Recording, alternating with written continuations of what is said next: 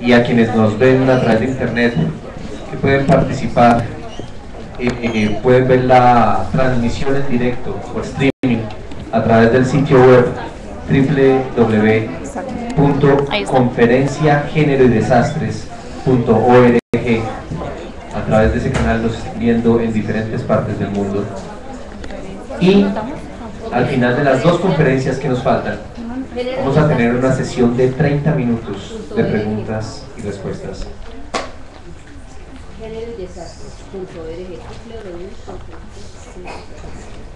Nos acompañan en la mesa principal nuestras siguientes dos oradoras, la doctora Lourdes Meireles y la doctora Marlene Atz. Primero se va a dirigir a ustedes la doctora Lourdes Meireles, socióloga con maestría en género y desarrollo, investigadora y consultora en el tema de género y desastres.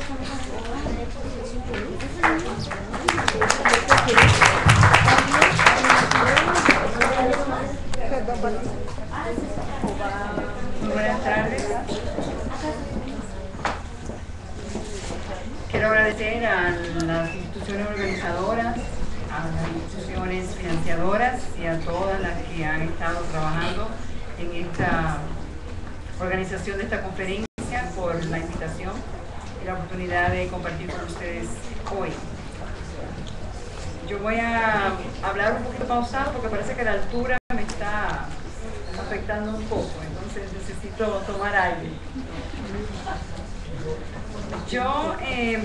Me pidieron que hablara un poquito sobre el contexto del tema de género y desastres en la región. Entonces, como vengo de República Dominicana, me voy a limitar a hablar del Caribe. Lo que pretendo hacer es unas breves consideraciones sobre los avances, algunos avances en el tema de género, la incorporación de la perspectiva de género en la gestión de riesgo de desastres y lo que yo considero son los retos más importantes en ese sentido.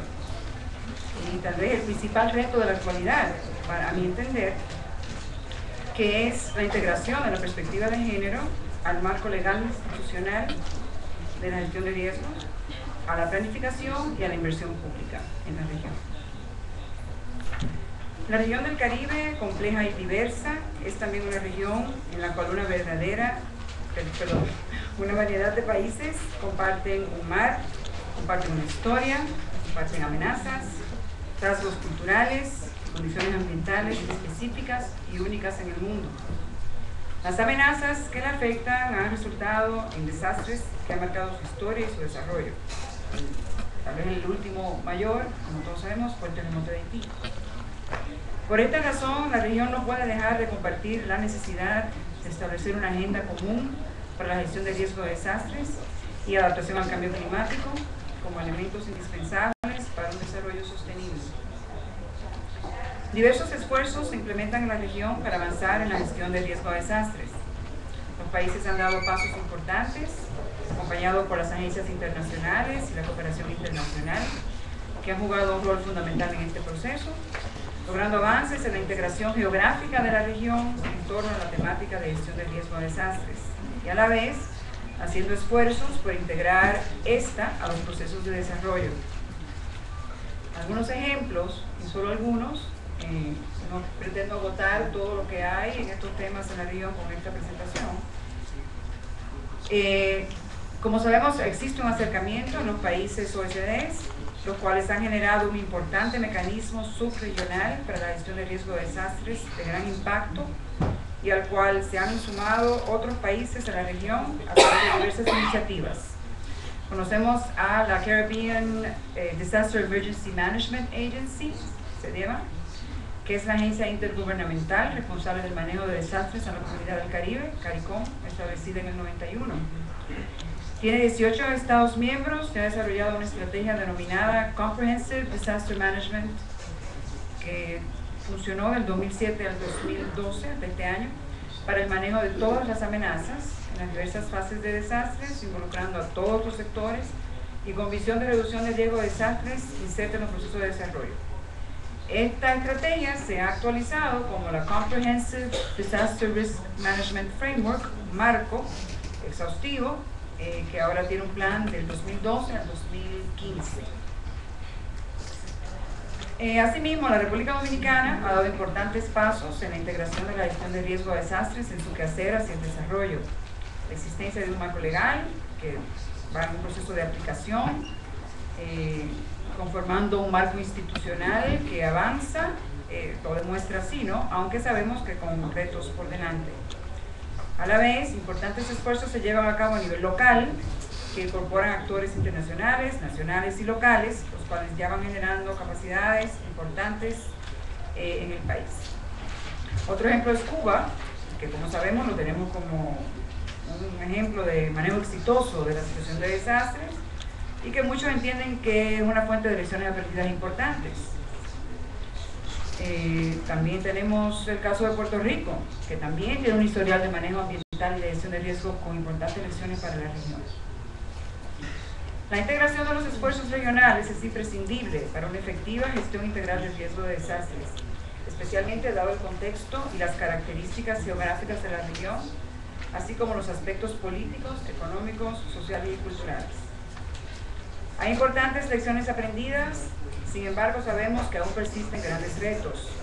El más importante de estos es la incorporación de la perspectiva de género en la gestión del riesgo de desastres. Como claramente expresa Liv Dunn, que se encuentra aquí con nosotros, que he utilizado su estudio Enhancing Gender Visibility in Disaster Risk Management and Climate Change in the Caribbean, un estudio de varios países de la región que se hizo en el 2009 y creo que hasta ahora no se han superado. Ella también entiende que de los factores más importantes que afectan la vulnerabilidad de género en la región, uno es la falta de la incorporación de la perspectiva de género a la gestión de riesgo de desastres. La complejidad de la condición de género, como todos y todas sabemos, muy bien conocemos los que estamos aquí especialmente, complejiza a la vez los procesos, mecanismos, estrategias y acciones para que se logre su efectiva incorporación al quehacer de la gestión de riesgo de desastres. No hay que entrar en la caracterización de esa complejidad, solo recalcar que al impactar sobre todos los ámbitos de la estructura social, afecta a todos los aspectos de la vida, incluyendo las subjetividades, imaginarios y emocionalidades, aspectos que no pueden quedar fuera de las consideraciones para la efectiva implementación de una gestión de riesgo con perspectiva de género. Y creo que la ponencia de Elaine nos ha recalcado eso, ¿no? Bueno, vamos a ver ahora qué pasa con la incorporación de la perspectiva de género en la gestión de riesgos en el Caribe. Algunos procesos en la región, para luego ver algunos de los desafíos que tenemos que enfrentar. Existen importantes esfuerzos en la región hacia la integración de la perspectiva de género a la gestión de riesgo de desastres. De nuevo, las agencias y la cooperación internacional han jugado un rol importante aquí. Esto todo bajo los marcos existentes que ya conocemos. El marco de acción de Hyogo. La región dirige significativos esfuerzos hacia la implementación del marco de acción de Hyogo, involucrando a una interesante diversidad de actores internacionales, regionales, nacionales y locales. La Estrategia Internacional para la Reducción de Desastres, que ha logrado aportes primordiales a la gestión del conocimiento para la incorporación de la perspectiva de género a la gestión del riesgo en la región, financiando estudios especializados, recogiendo y sistematizando lecciones aprendidas al respecto en la región, elaborando herramientas y desarrollando esfuerzos de divulgación y sensibilización sobre el tema. CEDEMA, como ya mencionamos, que ha desarrollado desde el 2005 un plan para la incorporación de la perspectiva de género en la reducción de riesgo a amenazas naturales. Actualmente, y como parte del trabajo desarrollado por esta conferencia, por la Mesa Regional para el Caribe, este plan se ha actualizado para el 2012, como dijimos, hasta 2015, y esta es parte de la propuesta del Plan de Acción para el Caribe para la presente conferencia, que será presentado formalmente más adelante durante esta actividad. Esta es coherente con el marco de acción de Hyogo y las otras iniciativas y convenciones específicas existentes. Algunas iniciativas importantes. En los talleres regionales que precedieron a esta conferencia el año pasado, vimos que se destacaron algunas de esas iniciativas que tienen largo tiempo trabajando el tema. Bueno, tal vez no largo tiempo, pero sí que han hecho un gran esfuerzo, ¿no? Y creo que aquí Marlene luego nos va a hablar de la Comisión Económica para América Latina y el Caribe, que ha incorporado en su evaluación de impacto de los desastres la perspectiva de género, y que en sus últimas evaluaciones en la región ha tenido un enfoque de género en estas evaluaciones. La USAID, OFTA y la OIM, con el esfuerzo que están desplegando en la realización de los talleres, las mesas regionales y ahora esta cuarta conferencia, hace un gran aporte a la sensibilización, al conocimiento, a su divulgación y a crear un espacio de debate que creo que va a ser muy fructífero y que va a generar productos importantes después de estos días, y un seguimiento a estos que la estrategia de comunicación de la misma pretende desarrollar. En la región también hay otras iniciativas que están haciendo esfuerzos importantes para incorporar la perspectiva de género a la gestión de riesgo de desastres. Una es el Plan de Acción de IPECO. Este tiene un Plan de Acción 2011-2012 con 11 proyectos. Impacta también en la región con una amplia visión de integración regional. La perspectiva de género forma parte de su mandato y los proyectos se incorporan en su trabajo a nivel local la perspectiva de género. Diversas agencias se coordinan en el marco del IPECO para llevar a cabo una acción integrada para la gestión y la reducción del riesgo de desastres a nivel regional y nacional local.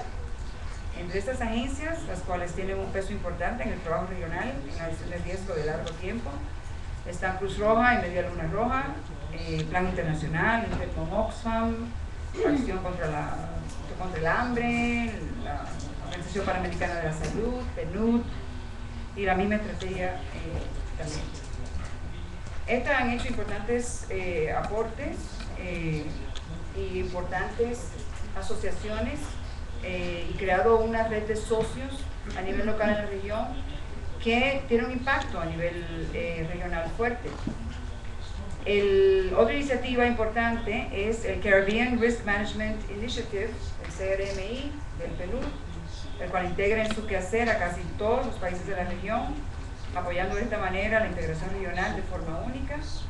Ha creado un comité coordinador de género para guiar este proceso de incorporación de la perspectiva de género en la región, que es un hecho revelador de la importancia que atribuye a la temática, y creo que hay un ejemplo muy interesante de una iniciativa que ha tenido éxito en integrar la perspectiva de género a nivel regional. Otra iniciativa nueva es la Red de Género de Desastres, GDN, con su nueva iniciativa de ampliación en América Latina y el Caribe, de ampliación y profundización del trabajo que ha venido desarrollando la GDN, ahora específicamente para América Latina y el Caribe, ¿no? Creando un espacio para la divulgación, sensibilización, conformación de redes, participación e investigación de la perspectiva de género en los desastres en la región. No pretendo que se agote todo lo que hay con esto que yo he mencionado, simplemente dar como algunos ejemplos. Estos esfuerzos han tenido como resultado notables avances en la integración de género y gestión y reducción de riesgo en la región.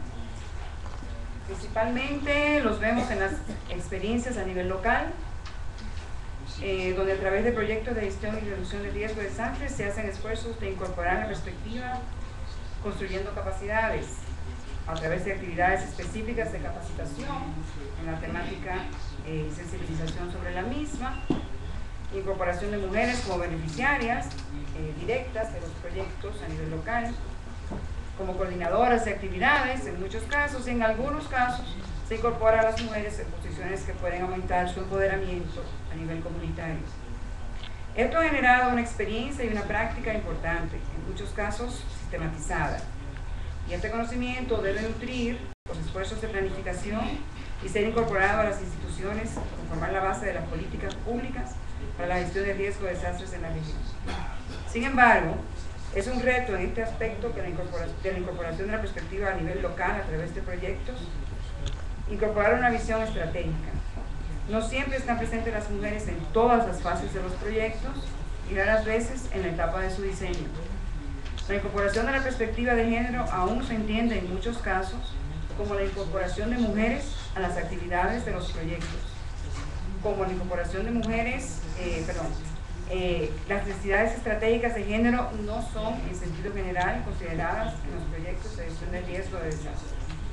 Entonces seguimos pensando que tenerlas, sumar mujeres, con eso es suficiente, pero esa perspectiva estratégica, no muchos proyectos, o pensamos que todavía falta desarrollar más ahí. Parece aún no existir una visión de igualdad que permita avanzar y traspasar obstáculos culturales, sociales y económicos que existen y prevalecen en todas las sociedades. Ahora, ¿cuál es el principal desafío que yo entiendo en la actualidad? Entiendo que es vencer la ausencia de la incorporación de la perspectiva de género en la gestión de riesgos, en los marcos legales e institucionales, en la planificación para el desarrollo y la gestión de riesgo, en la inversión pública y por lo tanto en la política de gestión de riesgo de desastres en la región. Voy a dar ahora unos pequeñitos ejemplos de algunos avances o cómo está la situación en cada uno de esos elementos. El marco legal. Una revisión de los marcos legales para la gestión de riesgo en la región nos muestra, primero, que muchos países aún no tienen una ley de gestión de riesgo, aunque sí mandatos o misiones. Donde existen, como en la República Dominicana, esta ley o este marco legal no incluye la perspectiva de género. El trabajo de Liv Dunn, que he citado, menciona, la cito textualmente, ninguno de los países mostró evidencias de incorporación de la perspectiva de género en sus marcos legales, en sus políticas, mandatos o pronunciamientos de misión. En la República Dominicana existen esfuerzos de aplicar el marco legal, pero no la incorporación de la perspectiva de género. En las instituciones, una significativa cantidad de mujeres está incorporada al quehacer de las instituciones ligadas a la gestión de riesgo y también específicamente en el manejo de emergencias y en la ayuda humanitaria. Este es el caso de la República Dominicana, por ejemplo. Así también ocurre en Cuba y en otros países de la región. Sin embargo, el estudio citado también plantea que, cito de nuevo, ni los mandatos ni las misiones de las instituciones ligadas a la gestión de riesgos de desastres mencionan la perspectiva de género. A pesar de que una de las recomendaciones más difundidas, y creo que en casi todos los talleres y seminarios o actividades que hemos tenido en los últimos tiempos respecto al tema de género y desastres, siempre se recomienda que tiene que haber un acercamiento, y este es un ejemplo de que lo estamos avanzando, un acercamiento entre las instituciones ligadas a la promoción de la equidad de género y la igualdad de las mujeres con la institucionalidad para la gestión de riesgos de desastres, ¿verdad? Sin embargo, el estudio concluye que una característica común en las evaluaciones de país es que la colaboración entre los dos grupos fue generalmente esporádica y ligada a asuntos muy específicos, como por ejemplo el tema de la salud, de las familias, etc. Es, por ejemplo, también el caso en el tema de violencia, como el estudio que yo presenté en los otros talleres sobre la tormenta Noel en República Dominicana y el terremoto de Haití, como el tema de gestión de riesgos y género solamente se vio en casos puntuales, muy puntuales, el tema de violencia, para ver el tema de salud, o para ver salud reproductiva, pero nunca hubo un acercamiento entre el personal de salud y el personal de género ligado a gestión de riesgos. Un avance en este sentido es la incorporación en el sentido de la integración de la perspectiva a las instituciones de gestión de riesgo. Un avance es la incorporación del Ministerio de la Mujer, en el caso de la República Dominicana, en la Comisión Nacional de Emergencia y en su comité técnico. Y eso, como las que somos de la República Dominicana sabemos, sigue siendo un reto. O sea, está ahí el ministerio, pero es todavía un reto que la perspectiva se integre a la Comisión Nacional de Emergencia. En el caso de la planificación, la importancia del rol que juega la planificación para la efectividad del desarrollo no tenemos que explicarlo. Muchos de los países de la región han dado grandes pasos de avance, tanto en sus marcos legales, así como institucionales, para la planificación, y específicamente para la planificación de la inversión pública. Sin embargo, persisten grandes retos. Respecto a la incorporación de la gestión de riesgo en la planificación, Hay ejemplos, aunque mínimos. En la República Dominicana se han hecho esfuerzos desde la cooperación internacional como desde el Estado. Y ha habido talleres para sensibilizar la importancia de incorporar la gestión de riesgo en la planificación. Hay una estrategia nacional de desarrollo que incluye el tema de gestión de riesgo. Sin embargo, la incorporación de la perspectiva de género ha estado ausente. La muestra de intención al mencionar género como eje transversal de esta política no se tradujo en un efectivo ejercicio de su incorporación. Lo mismo ocurre con los planes de gestión de riesgo, de emergencia y de contingencia, nacionales y locales. Aquí hay un impacto de manera directa de planificación, especialmente a nivel local. Estos, en algunos casos, hacen mención de que la perspectiva de género es un principio guía o un eje transversal, pero no vemos su efectiva incorporación en los planes. Y eso creo que es algo que ocurre muy comúnmente.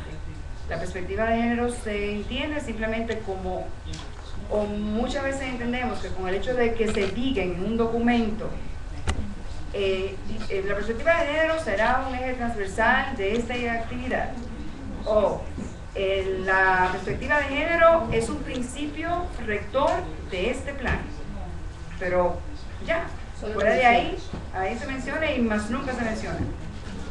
Un instrumento elemental para la planificación de la gestión de riesgos, por ejemplo en la región, es el índice de gestión de riesgo, el IGR, ustedes muchos conocerán el BID. Sin embargo, esta valiosa herramienta no incluye una perspectiva de género. En el caso de la inversión pública, una mirada a recientes publicaciones y actividades, una mirada breve a recientes publicaciones y actividades en torno a la inversión pública en la región, descubre que hay apreciables procesos de modernización en la inversión pública. Hay marcos legales nuevos, como ya dijimos, hay implementaciones innovadoras para tratar el tema, por ejemplo, de inversión pública y pobreza. Sin embargo, perspectiva de género no aparece en inversión pública. Inclusive gestión de riesgos muchas veces no aparece en la inversión pública, y mucho menos gestión de riesgo con perspectiva de género en la inversión pública. Eso no lo tenemos. Hay avances importantes en algunos países de la región, como el caso de Perú, bueno, no del Caribe, pero sí de América Latina. Está el caso de Perú con inversión pública y gestión de riesgo, y otros países, pero no incluye una perspectiva de género.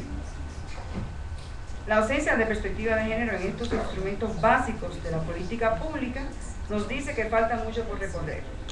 De nuevo cito al estudio de Distan, donde ya se verá que las evaluaciones confirmaron la ausencia de políticas específicas de género en la gestión de riesgo de desastres, pero sí mucho interés, y eso yo creo que es algo importante, sí mucho interés en la construcción de capacidades y habilidades técnicas para lograr la incorporación de la perspectiva de género, especialmente en la prevención, la mitigación y la respuesta, así como en la rehabilitación y la reconstrucción. Creo que eso sí lo vemos. Esta frase nos resume lo expuesto en esta presentación.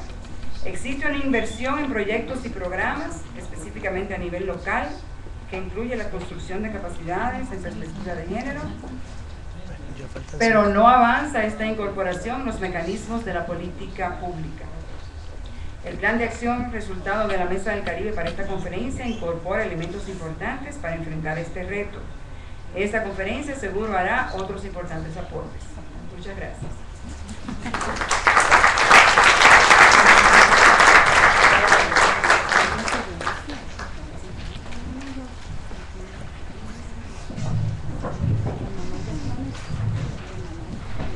Luego me dices cómo funciona.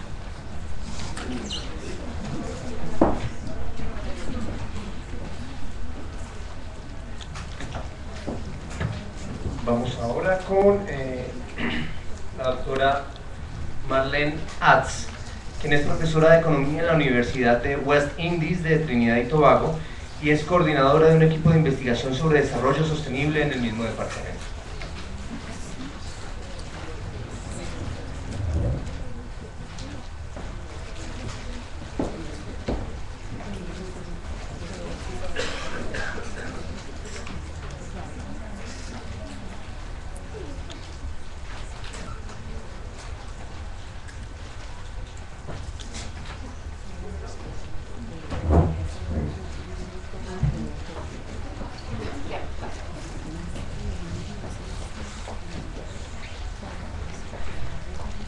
There we go. Warm Caribbean, well, a continuation of the warm Caribbean welcome. Greetings from the Caribbean, but I come from the southern part, the English part of the Caribbean, and I want to, on behalf of my colleagues who represent several of the other Caribbean countries, Jamaica in the north, Grenada, Trinidad and Tobago, where I come from, Guyana, and of course I have one colleague who would claim that she represents all of the Eastern Caribbean states. So we would like to thank the organizers for having us all here, and in a sense, my presentation takes up fortuitously from Lourdes's presentation, in that I now look at some of the socioeconomic dimensions that underpin vulnerability, and I feel that if we are to talk about the impacts of disasters on women, we need to probably be retrospective and identify some of what I call the socioeconomic antecedents. So I will look at the Caribbean context in terms of highlighting, as I said, in some ways it complements the presentation that Lourdes just gave, but I look at some of the socioeconomic dimensions. So I will begin with a Caribbean context, what has been our disaster profile, look at some of the historical evidence of the gendered impacts of disasters, some of what I call the socioeconomic antecedents, some of those factors that I think need to be revisited as we seek to address the impacts of disasters on women. Why are women in the Caribbean more affected by disasters than men? And what can we do in terms of addressing those socioeconomic antecedents to prevent natural hazard events from becoming disasters? And I'm deliberate in terms of using natural hazard because there's an author, Ben Weisner, who very craftily said back in 1976 that there is nothing natural about a disaster. It's really a natural hazard event that meets some kind of vulnerability. And what we're trying to do is to reduce that vulnerability. And then I will end with some concluding remarks. So the first thing I want to do is just to provide a context. What has been happening to us in the English-speaking Caribbean, some of which is also affecting the Dominican Republic, but I wanted to focus on the English-speaking Caribbean. This is a snapshot. And the bright red bars show the heavy significance of storms, meteorological events, tropical storms, hurricanes that have impacted in a number of Caribbean countries, Antigua and Barbuda, the Bahamas, Jamaica, St. Kitts Nevis, Trinidad and Tobago, where I come from, Guyana, not too impacted by storms, but impacted more by flooding, and then also some landslides taking place in one or two of the other countries.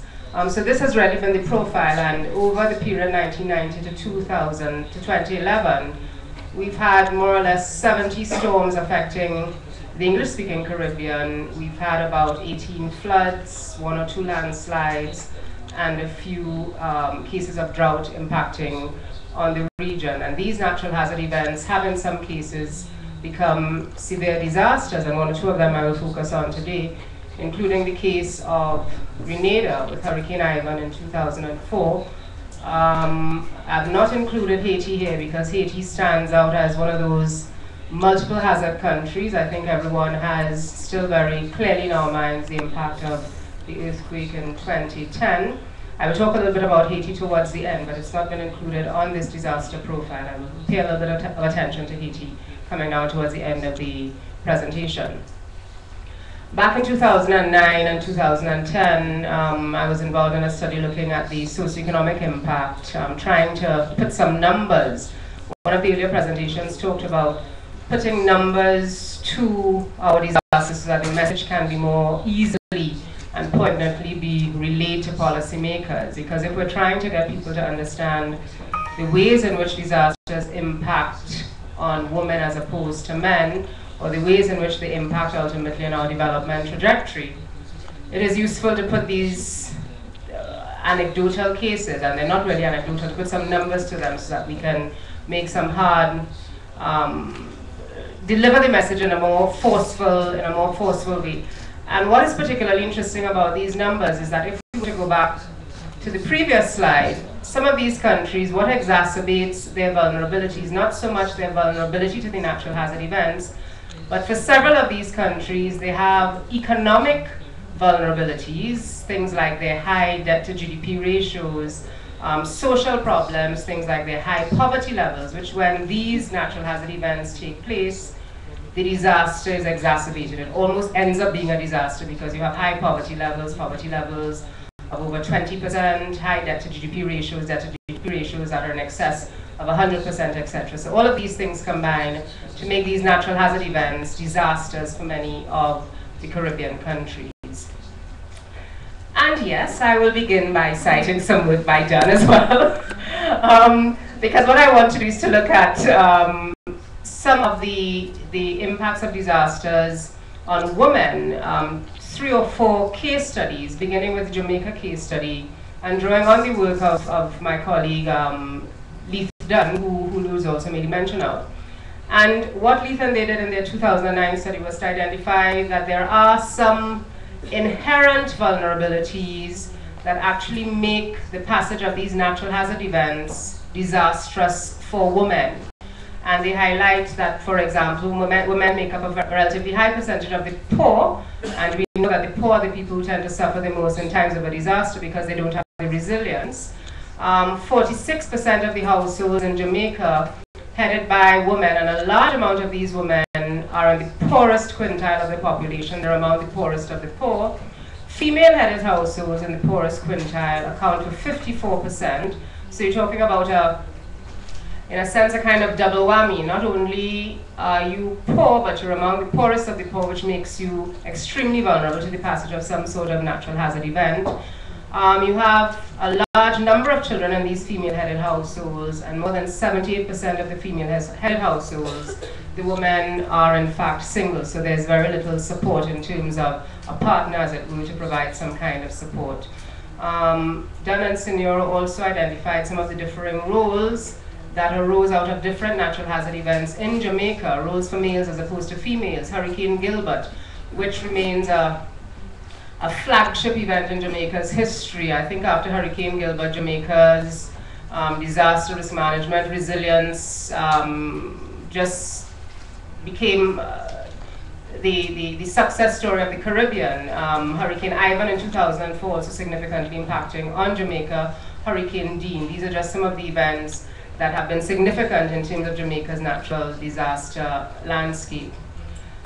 But in terms of some of the socioeconomic antecedents to which I referred, these are some of the things that I think we need to pay attention to. When you look at the data suggests that unemployment, youth unemployment in Jamaica, males as opposed to females, significantly higher youth unemployment in terms of youth female unemployment for the years 1990 all the way through to the year 2009. The data weren't available for 2010 and 2011, but I suspect the trajectory is likely to continue into the future. While there has been some decline in terms of the extent of youth unemployment as it relates to females in particular, there is still some concern because you're looking at a relatively significant difference in the youth unemployment figures, males as opposed to females. If you translate some of that information into labor force participation, you see that the labor force participation rate for females in Jamaica as opposed to males is also significantly lower, which again speaks to the coping capacity of women in terms of reducing their vulnerabilities in times of disasters, and also the unemployment rates for women as opposed to men. The unemployment rates for women tend to be higher than for men in Jamaica for the years for which data were available, 1990, 2005, and 2009. Looking at another case study, Grenada in the year 2004, Hurricane Ivan, a significant event for Grenada and for many of the Caribbean countries. Jamaica was impacted by the Cayman Islands, several other of the Caribbean countries. Jamaica also has a similar profile in terms of female-headed households, 48% of all households, also among the poorest. Livelihoods of men and women destroyed due to Hurricane Ivan, and a number of reasons identified for that. The fact that women who worked in the agricultural sector, particularly the nutmeg industry, and for our colleagues who may not be aware, nutmeg is one of the primary agricultural exports in Grenada. Women working in that sector had lost their means of livelihood because they did not have the skills nor the education to allow them to shift occupation. They had been working in the agricultural sector for a long time, and they had little or no skills that allowed them to mobilize into other sectors. So when the agriculture sector, when the nutmeg industry was destroyed after Hurricane Ivan, these women found themselves out of a job and out of income that would allow them to deal effectively with the impact of the natural hazard.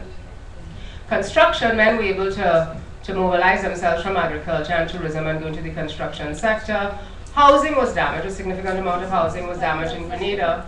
So domestic workers, unable to find jobs, predominantly women as well, women not able to find jobs as maids and cleaners. The men were able to go into the construction sector, the tourism sector. The women were also unable to find additional employment because they were heavily employed in the tourism sector. St. Lucia, another Caribbean country impacted by natural hazards. 40% of households headed by females, of which 39% of these consist of persons, 6 or more persons in those households. 25% of the households headed by females were in the poorest quintile. 18% of the male-headed households fell into the poorest quintile. So even though the male-headed households also were among the poorest in the country, those headed by females constituted a significantly larger share of persons who were vulnerable in the times of those natural hazards. After Hurricane Thomas in 2011, just last year, women in St. Lucia suggested that they had to be heavily dependent on their male counterparts, fathers, partners, husbands, or brothers, to meet their basic needs because they could not find alternative sources of employment to reduce their vulnerability. A similar picture in St. Lucia in terms of male versus female unemployment. Higher share of female unemployment in 1995 and also in 2000. The data are somewhat dated, but these are what are currently available. Some slight decline in terms of the unemployment, or the data weren't available in terms of the female unemployment, but still significant nonetheless, but also a marked increase in terms of the number of youth male unemployment in St. Lucia between 1995 and 2000, from 28% roughly to about 32%. Some additional data: unemployment by females in the red columns here, significantly higher than unemployment by males. Labor participation rate by the men higher than the female participation in St. Lucia as well, which all speak, as I was saying in the introduction, these are all antecedents that I think when we're talking about the impact, the socioeconomic impact of disasters on women, I think we need to revisit some of these to try and understand what is cause and effect. When the natural hazard occurs, the inherent vulnerability is manifested in terms of the women who become displaced as a result of the disaster. But it goes back to our education system, it goes back to inequalities in terms of opportunities for income generation, employment, etc. Belize, a similar case study in Belize in terms of what is happening with women. This is drawing on Hurricane Dean in Belize in 2007 and the negative impact that it had on women in that country. A similar picture in Belize, not as graphic as many of the other countries identified, but certainly still showing some disparity in terms of access to employment by young women as opposed to young men. Labor participation rate for men significantly outstripping that of women. Unemployment by females in 1995 was as much as 60% compared to unemployment by males, which was about 33% in 1995. No data available for 2008, 2009, and 2010 in terms of unemployment, but certainly as of 2005, it was still double the figure for women as opposed to men in Belize. Between 2008 and 2012, earlier this year, I was part of an IDB study that looked at the impact of disasters on microfinance institutions in a number of Caribbean countries. Barbados, they're listed there, Barbados, Belize, etc., etc. And in total, we surveyed 13 microfinance institutions, which had about, I would say, between 15 to 20,000 clients across all of those MFIs in the varying countries. And these are some of the things that we discovered. The project was not intended to look at the impact of disasters on female micro-entrepreneurs per se, but it was a positive externality that I got from the project, because in going into the companies and having to look at them and having to interface with their clients, I was able to insert on the questions, you know, the number of women who were clients, the number of people who depended on them, the sole source of whether or not they were the head of the household, etc., and what impact disasters had on their livelihoods.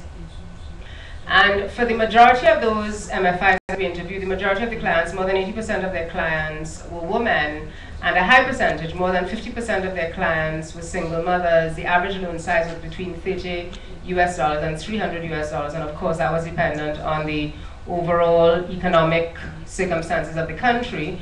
So in Haiti, when we did the work in Haiti, the average loan size was about $25 to $30, as it were. Many of the MFIs indicated that women often lacked the financial resources necessary to escape poverty and social dependency. These women could not go to the regular commercial banks or the regular financial institutions to seek a loan to start a small business because they did not have the capital, they had low levels of education, they were living just above the poverty line or just below the poverty line. These persons did not have enough money to buy adequate disaster risk reduction systems, simple things like shutters, etc. Their homes were built with less than adequate kinds of materials. Many of the clients, particularly the women traders, lost their homes or businesses or both, because for many of them their business was actually conducted at their home. And an interesting vision for one of the MFIs, which always struck me, because as I said at the start of the presentation, I think it's important for us to look at the impact of disasters on women and on men, but I think the focus of the meeting is to look at the impact on women in the context of sustainable development, because to divorce it from that means that we're not helping these women out of poverty and we're not helping them to achieve greater levels of development. So the vision of one of the MFIs that we worked with was to provide the means for all, even the poorest, to participate in the economic development of the country.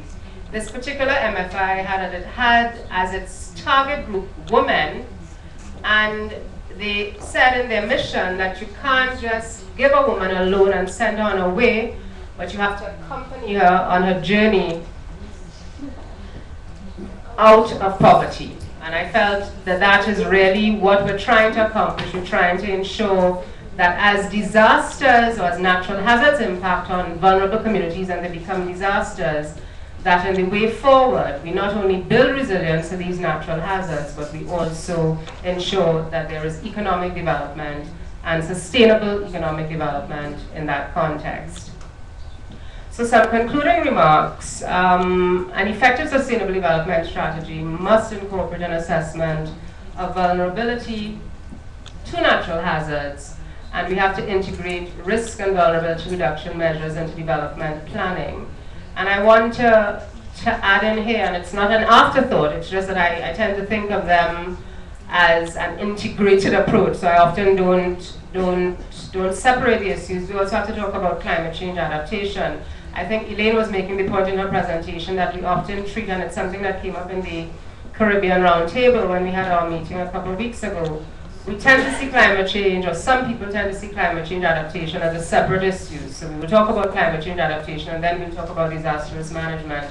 When in truth and in fact, a lot of synergies can be realized if we seek to talk to each other, the climate change researchers, the persons who are involved in climate change adaptation, if they seek to talk with the disaster risk managers among us, so that in moving forward and in developing policy, we send one strong, coherent message to our policy makers. The other concluding remark that I want to end with is that to my mind, successful gender disaster risk management should focus on the underlying socioeconomic vulnerabilities that exacerbate these natural hazards and turn them into disasters. Things like our levels of educational attainment, the levels of access of females versus males. We have a situation at the university where I come from in Trinidad, where we are now boasting, and I'm saying that in inverted commas, that we have, I think, a 4 or 5 to 1 ratio of young women as opposed to young men entering our universities, which for some people is an accomplishment, but then there is a flip side of it. We also have a high level of male deviance in terms of youth unemployment and youth crime. So I think we need to be a little careful. So we need to look at access to education, access to income, property, land, and livelihoods. Too often we find our women being marginalized in this regard, where they don't have access to property and land, land tenure, etc. But also looking at the poverty profiles of our women versus our men, so that we can make targeted and strategic interventions that are consistent with sustainable development, planning, and progress. And in closing, I just wanted to put up 1 or 2 photos coming out of Haiti that actually showed what happened to some women, well, how they were actually coping in the aftermath of the earthquake. And I also want to say in that context that we need to distinguish between what we call slow onset disasters and the rapid onset disasters that can impact on various countries. So these are some young women. This is her home. Most of it was destroyed after the earthquake, and when we visited, she was actually, this is back in 2011, January of 2011, when we visited, she was having her home rebuilt. The home is built of mud, as it were, which is not extremely resilient to natural hazards, let alone an earthquake of the order of magnitude that affected Haiti.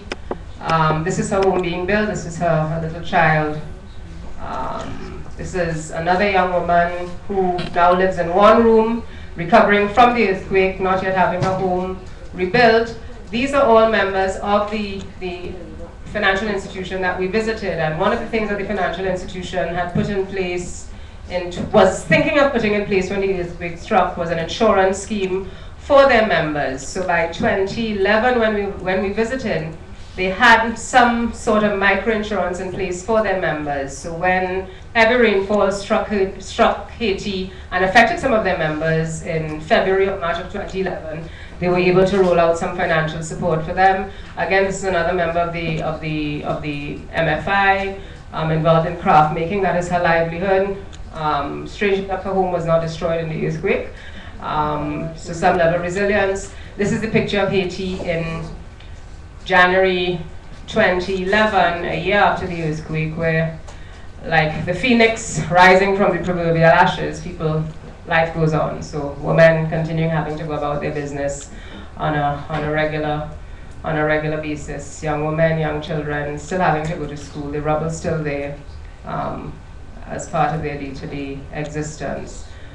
So if ever we needed to reinforce the message that we need to take disaster risk management on board and look at the impact of disasters on women in a very serious way, I think Haiti is a reminder for us, as well as some of the other countries, and some of the information that I've tried to present in the short space of time on how disasters have had different socioeconomic impacts on women on the Caribbean region. Thank you very much.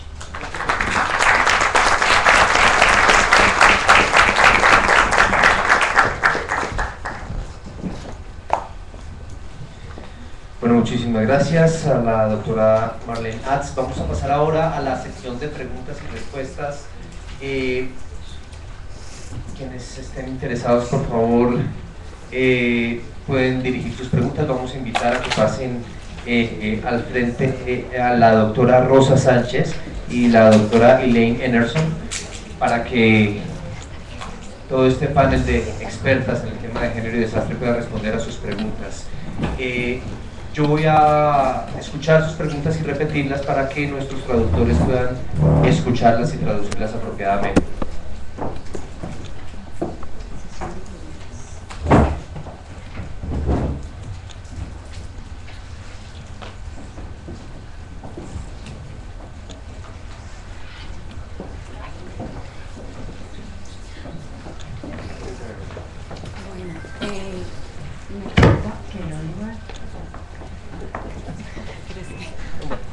Yo la digo. Es importante, Me preocupa es que muy posible que la ley de gestión del riesgo aquí en es muy Colombia posible que en la ley de gestión del riesgo aquí en Colombia no haya incluido el enfoque de género. no incluya el enfoque de género. En esa medida, Otra vez. Mi preocupación es que, de acuerdo con la intervención de la doctora Lourdes, dentro del marco legal institucional a nivel colombiano, la ley de gestión del riesgo de desastres no incluye el enfoque de género. En esa medida, insisto, mi preocupación es que los derechos de las mujeres y todo su ejercicio efectivo de sus derechos de alguna manera siguen siendo postergados, porque la gran problemática va a ser atender los desastres y no atender el ejercicio de sus derechos. Entonces, esto lo ligo también con los objetivos de desarrollo del milenio, que lo que sí vemos es que el tercer objetivo, que es el empoderamiento de las mujeres y la igualdad entre los géneros, está muy rezagado. La violencia contra las mujeres sigue siendo un problema de salud pública. Entonces casi como que lo veo que ahora, aparte de que tenemos que responsabilizarnos por nuestros hogares, por nuestras parejas, nuestros niños y las familias, entonces ahora nos toca atender todo el tema de los desastres. Gracias. ¿A quién dirige su pregunta?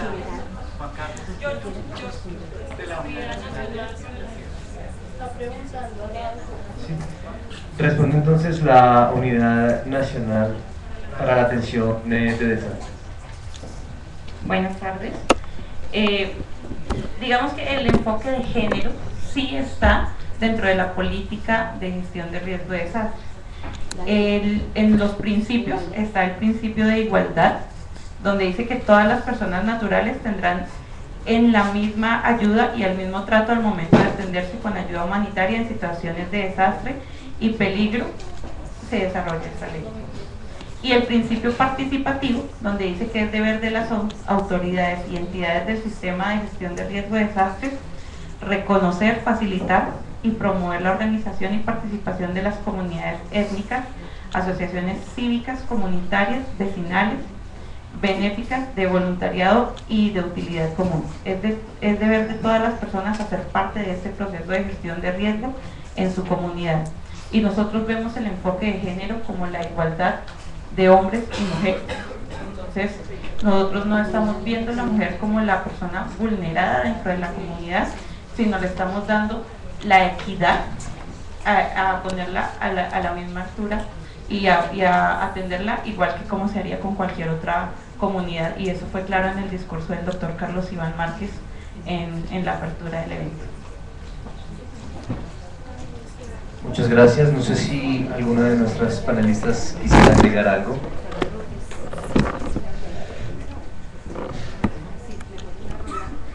Ronda de preguntas, entonces.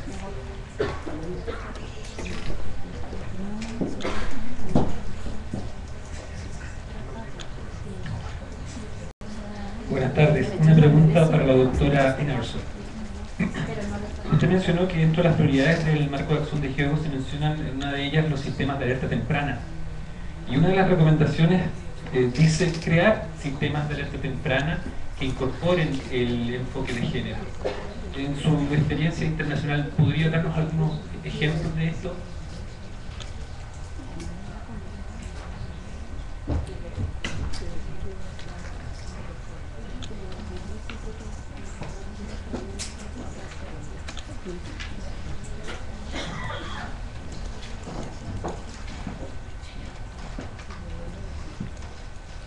A ver, también de las exposiciones que hemos estado escuchando, tal vez, no sé si todas o alguna de ellas, especialmente de la experiencia en Centroamérica, de revisar la incorporación de género en la gestión de desastres, tal vez si nos pudieran señalar algunas buenas prácticas que nos den las pistas por dónde se está avanzando, y si no, cuáles serían algunos indicadores que nos pudieran ir señalando esos avances.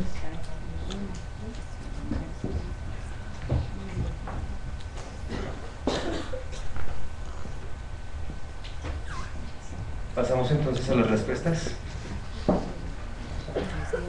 Bueno, empecemos por la última, que habla de Centroamérica. Yo voy a tomar eso, voy a intentar algo para quien preguntó por experiencias internacionales en términos de sistemas de alerta temprana y una referencia al tema del marco legal. Respecto de Centroamérica, más que hablar aquí de las experiencias, y este no es un comercial, el día de mañana vamos a tenemos ordenadas las presentaciones de buenas experiencias, haciéndoles, digamos, como una ubicación respecto a las cuestiones del marco de Kyoto, porque efectivamente la mayoría de países se adscriben a lo que salió de ese marco. Así que más una invitación a que vean las presentaciones del día de mañana, quizás ahí con más propiedad podemos contestar esta cuestión de buenas prácticas. Quizás yo creo que el saldo negativo está en que de esas buenas prácticas hay conocimiento, hay construcción de propuestas muy concretas que sirven, por ejemplo, para aplicar adecuadamente el enfoque de derechos humanos, pero que no son aprovechadas adecuadamente. Y entonces me amarro a la cuestión del marco legal. Yo entiendo que quien está en una institución, y así lo dicen las leyes, casi todos los países de América Latina tenemos la misma herencia en términos de leyes. ¿Ya? Casi todos los abogados y las abogadas mencionan con mucha emoción el derecho romano, por ejemplo, y tenemos una herencia también muy eurocéntrica en términos de cómo construimos nuestras instituciones. Por eso es que creo que muchas veces no responden a nuestras especificidades. Y creo que ese es uno de los retos. Cuando Lourdes aterrizaba muy correctamente en el tema de la inversión pública, se está refiriendo a eso también, ¿verdad? En fin, yo digo que un paso inicial es poner las cosas en los marcos legales, definitivamente. Pero creo que el problema es cómo las instituciones llevan a la práctica eso. Y déjenme poner un ejemplo muy sencillo. Si alguna demanda hay hacia los mecanismos de la mujer en los distintos países, no importa que sean secretarías, institutos o ministerios, es cómo ellas cumplen con su mandato de apoyar a transversalizar el género en el quehacer de las demás instituciones. Y ahí yo creo que ese es, o sea, yo respeto mucho la idea de que un primer paso es poner las cosas en los marcos legales. Por cierto, si no, de todos modos no las podemos hacer. Un funcionario público debe hacer lo que la ley dice que tiene que hacer, contrariamente a las felices ciudadanas y ciudadanos que podemos hacer lo que la ley no nos prohíbe. Eso es una cosa que yo creo que es importante. Entonces, nosotros entendemos que los esquemas regionales nos dan un apoyo político, pero que lo que se debe hacer como reto en la dimensión nacional es construir capacidades que nos permitan cumplir con lo que dice el marco legal, porque la mayoría de casos que analizamos es que está en el marco legal, pero no aterriza. Es difícil. O sea, no es una evaluación y no es un reclamo, es constatar en la práctica lo difícil que es llevar hasta la dimensión donde está el daño, eso que está enunciado apropiadamente en un marco legal. A mí me parece muy linda la pregunta de los sistemas de alerta temprana. Ahora aclaro que este no es un comercial, pero en la página de GDNLAC hay colgados un par de documentos que hablan de evaluaciones en Centroamérica. Ahí es donde yo tengo una primera experiencia de cómo las mujeres hemos entrado en los sistemas de alerta temprana, en su manejo, en su gestión adecuadísima, porque tenemos una mirada tal que no tenemos la cabeza anclada en la emergencia. Para nosotros, lo cotidiano es también un motivo de atención.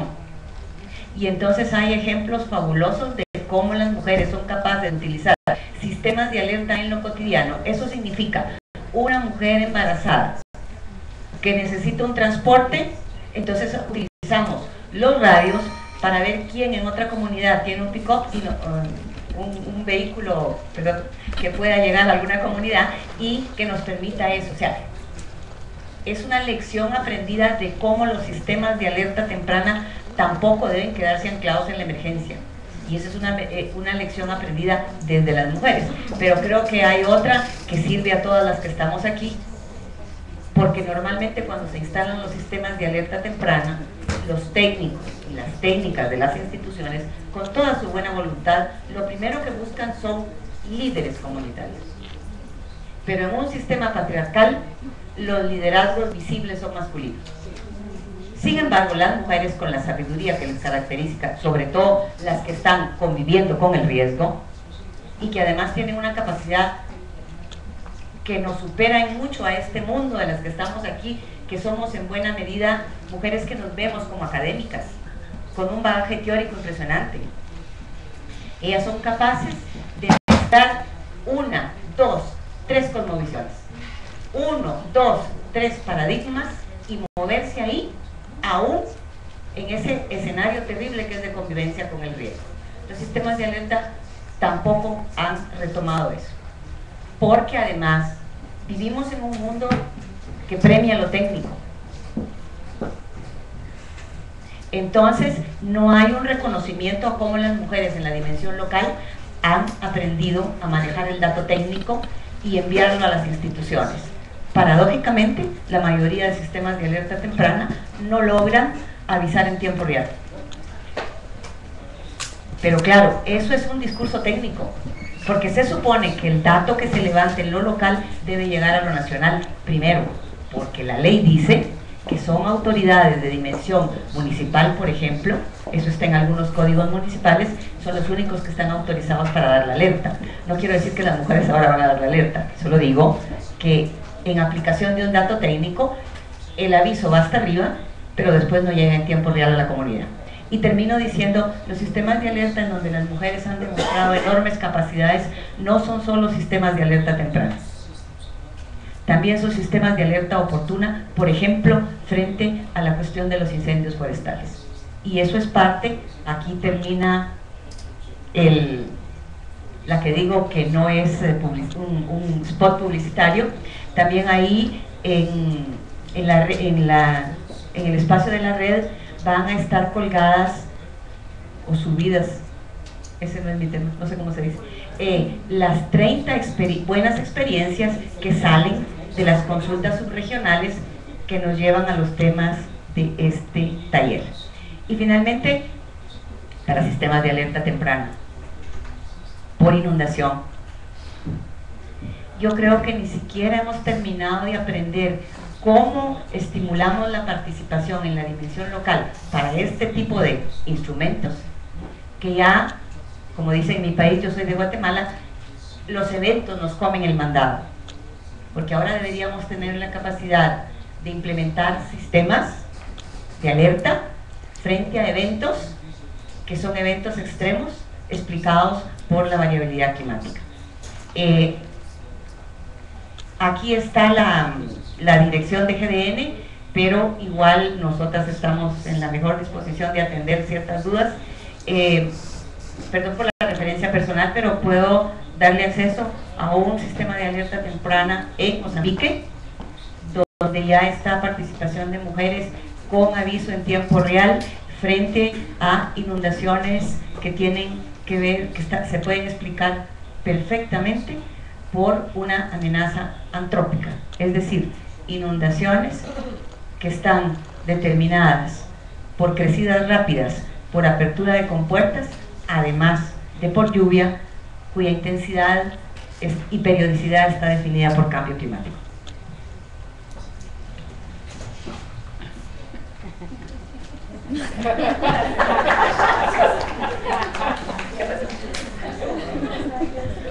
¿Qué puedo decir? What can I add? Thank you. I have just a little something to say. I think I have to take this off because I see a English and Spanish.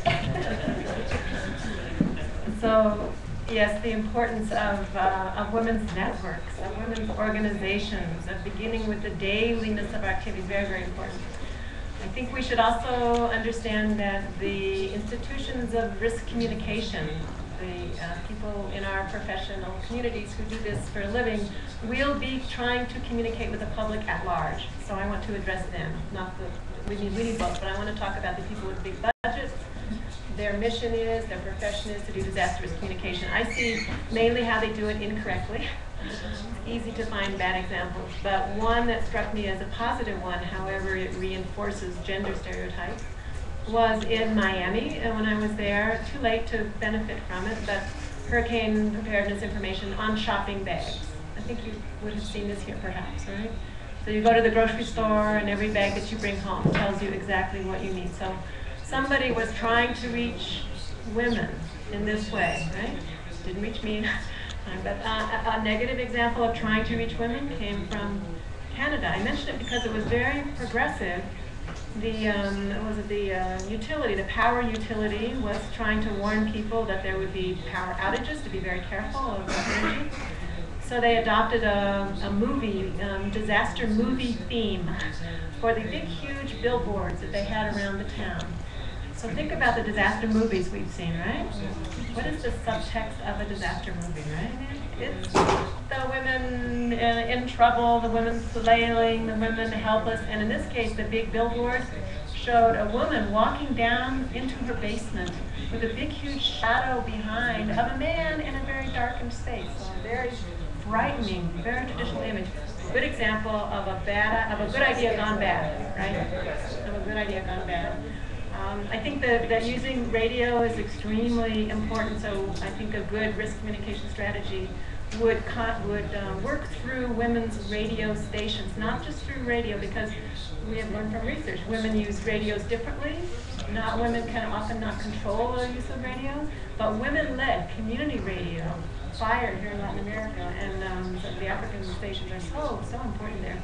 But also sporting, again, all of these reinforce traditional roles. This is my hesitation, and I hope the next generation of risk communicators who bring a gender lens will help us be more creative. How can we get around this? But obviously sports, the same way that we sell beer to men, sorry, I think it happens in Latin America too, is going to be around sporting events. So I think this is a very good opportunity for us to reach men with messages that are written and presented by powerful men, for example, very successful soccer players or whatever, about how really stupid it is to go back into an area that's been declared off bounds and evacuation, for example. It's one of the ways that men get so hurt, because they go back in, they evacuate late, they break the rules, they go back in. If we had more men in kind of high status positions within sporting or entertainment, I think perhaps that would be another way of reaching men. It's a very top down, but I think we need the both of them. We need to recognize that this will be going on. That's more, but thanks for the question. It's a good one. I just wanted to add that we need to really be more creative about using the social media that we have in different ways. I am so retrograde, but I know that there are people in this audience and people you know, right, who know how to use them and can anticipate how can we communicate in 10 years. You know? We should be thinking now.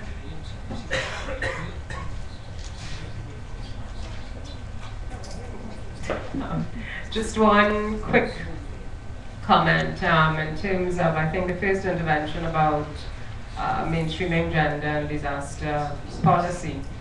From Trinidad and Tobago, where I come from, there's a very strange thing that had happened over the past few years, and even stranger thing that happened this week while I was traveling on my way to Colombia.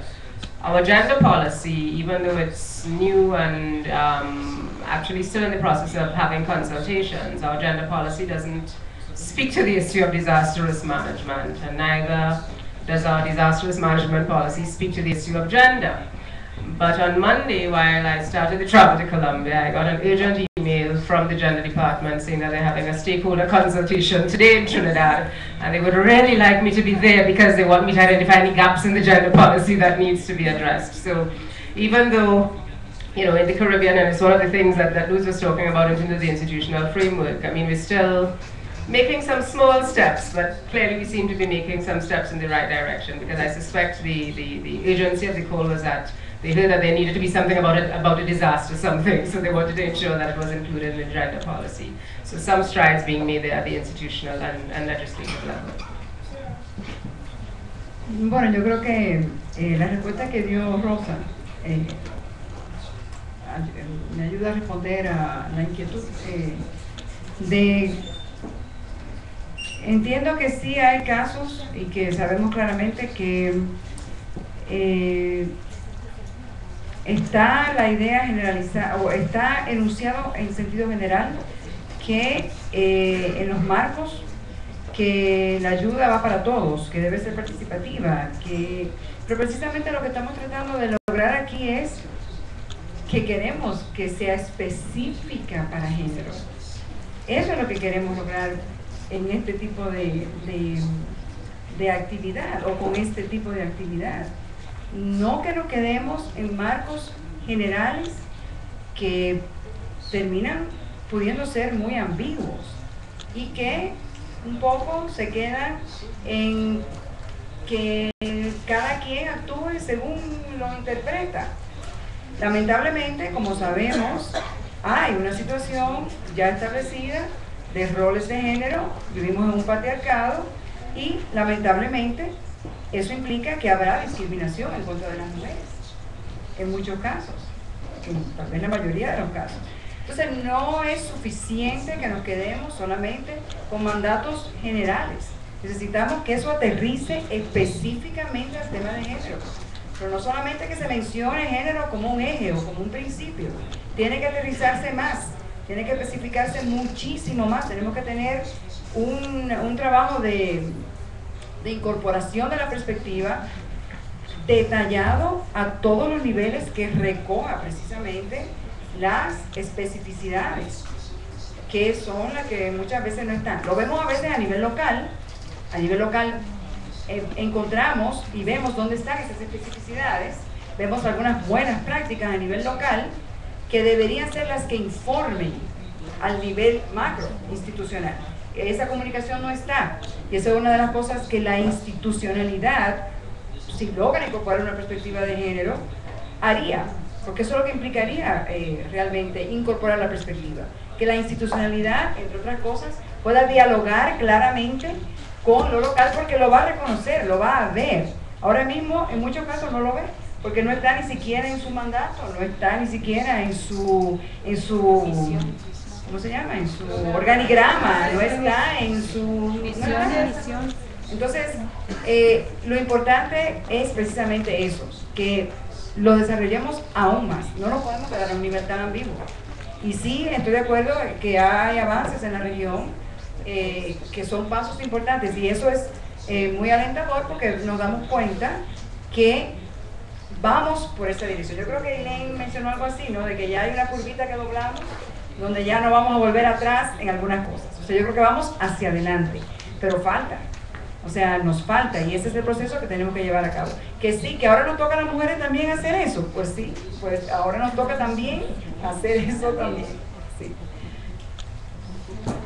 Muchísimas gracias. Qué pena que nos estamos quedando sin tiempo, pero mañana vamos a tener una nueva sesión de preguntas. Agradecemos muchísimo a las doctoras Sánchez, Emerson, Mereles y Atz. Muchísimas gracias a todos.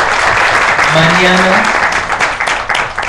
se van a compartir todas las experiencias exitosas en inclusión de perspectiva de género en la gestión de riesgo de desastres. Mañana a las 8:30 no es en este salón, es en el Salón Santa Fe, que queda en el primer piso del Hotel Bogotá.